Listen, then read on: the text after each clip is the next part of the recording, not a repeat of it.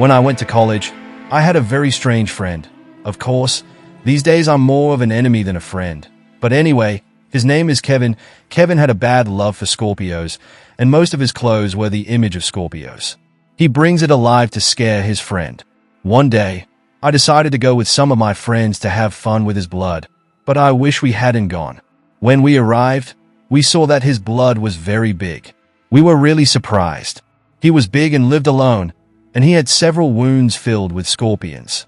He looked at the scorpions that were in different colors and sizes, and then Kevin asked what kind of food you like to eat, and I said, I want a fried scorpion. We ordered, and after eating and playing PlayStation, we got up to go home. When my friend was leaving, Kevin hit me on the shoulder and told me to stay a little longer. I said okay, and my friend would leave early, but my eyes went black and I passed out when I opened my eyes. My hands and feet were tied and I was locked in a room. I screamed from the bottom of my throat, and after a while, Kevin came. I cursed him, and I said, "What are you doing wrong?" He put his scorpion in front of me. There were dozens of scorpion models in front of my eyes, and he said, "You are my friend. That's why I will only sting you 3 times. Choose 3 of these scorpions. Some of my children are poisonous, and some of their stings are just slightly poisonous. Try to see which one of these scorpions is less poisonous." I got angry and shouted that I will kill all your scorpions. But he took one of them and said, "Before that, think and see which one of these scorpions is not poisonous." His scorpion's tail was raised and he wanted to sting me, and I was sweating all over from fear. I tried to fool him, but he didn't listen to me and said that if you don't choose one of these, I would choose one myself, and I finally chose one. Then he put a scorpion on my hand, and the scorpion stung my hand. I felt terrible pain.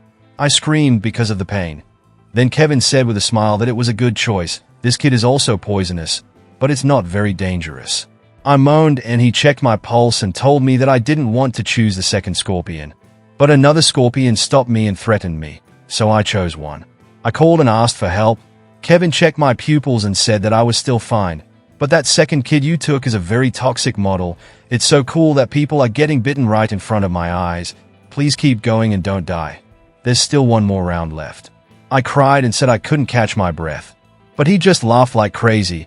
I begged him to save me, and he said, "I'm heartbroken, but I can't." There was still one more scorpion player left, so chose the last one carefully. I chose one, and the scorpion bit me again, which hurt me. Still, it didn't have any serious symptoms. This one wasn't too toxic. "You chose it. You got lucky." Kevin gave me a hand and went out of the room. "This $1,000 is yours just to thank you for your entertaining program today. Don't even bother to report it to the police." I went straight to the hospital, was treated, and regained my health.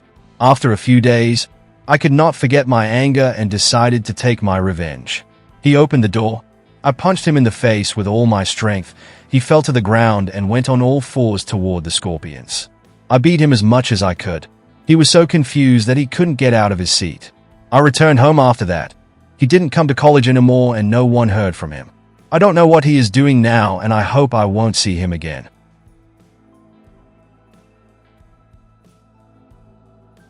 My name is Kim Bailey, and I am 19 years old with brown eyes and black hair.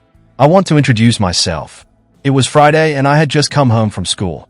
I greeted my mom, who was going to work, and she told me that she would be back late tonight and to wait for her. My dad, when I was a child, he abandoned us, and from then on it was just me and my mom. After that, I went upstairs, changed my clothes, and went downstairs to the kitchen. I checked all the doors and windows to make sure they were locked. When I cleaned everything, I came to the reception and turned on the TV to watch some of the programs I hadn't seen. It hadn't been 3 hours since I started watching when I heard the door open. It closed. I thought it was my mom. That's why I didn't pay attention and saw the continuation of the program. Since I had my headphones on, I didn't hear my mom talking. It usually happens here, when I feel someone leaning on the sofa I was sitting on, and I see my mom looking at me from above. He looks at me. His eyes are unnaturally wide and they are staring at me. I told him what happened, but he didn't answer me. As I was looking at him, I felt that something was wrong. I couldn't say exactly what, but I felt that it was not normal. When I looked closely, I felt something was wrong with her. I can't say exactly what, but it was not normal. When I looked carefully, I saw that the nursing dress was not tight. Before I saw her, She went up, and after about 30 seconds, she stared at me and kissed my forehead. Her lips were so cold that it seemed like several hours. He had turned on the ice and went to the kitchen, and I couldn't see him from where I was sitting. I didn't think much about it, and I continued to watch my program, and that's where Dozari fell. I remembered that my mom had said that he would be back late tonight and not to wait for him.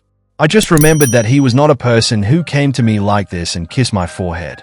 When I was a child, he had never done this. He dried me up for a moment, then I calmly picked up my phone and called him.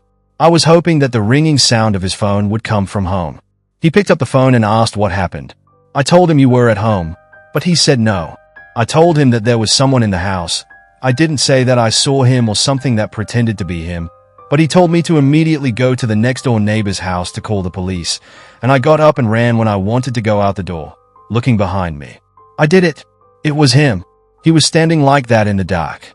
I ran to our neighbor's house and knocked on the door. There is someone in our house. We waited for the police for 5 minutes until the siren sounded. I was outside with our neighbor. The police said that we checked everywhere and did not see anyone there. Now too, it's been a year since we left there, but I still haven't told my mom that I saw her twin.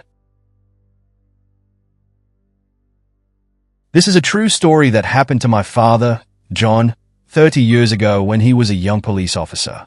I only heard this story from him once because he doesn't want to talk about it at all, as if the memory of that incident brings back his fears. My father was around 25 at that time. He was 185 years old and weighed 100 kilos and was 185 tall.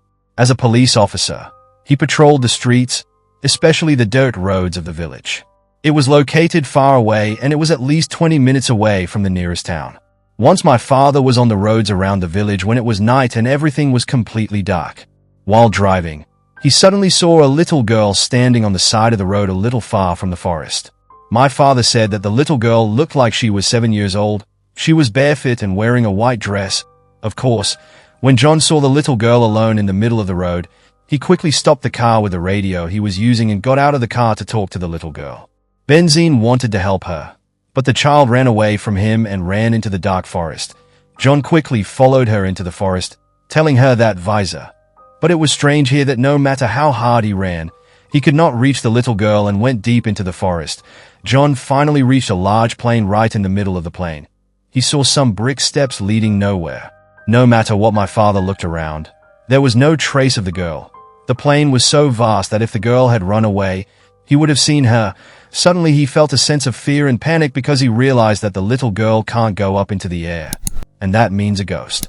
But when he realized this, he turned back and ran to his car at full speed. He got on the phone and told the story of the disappearance and the whole story. And to his surprise, he realized that he was not the first officer to report that little girl. Many policemen saw that white little girl, and this was not the only thing that happened to her. But after that, I did everything. He didn't talk about it anymore, as if he liked to pretend that it didn't happen.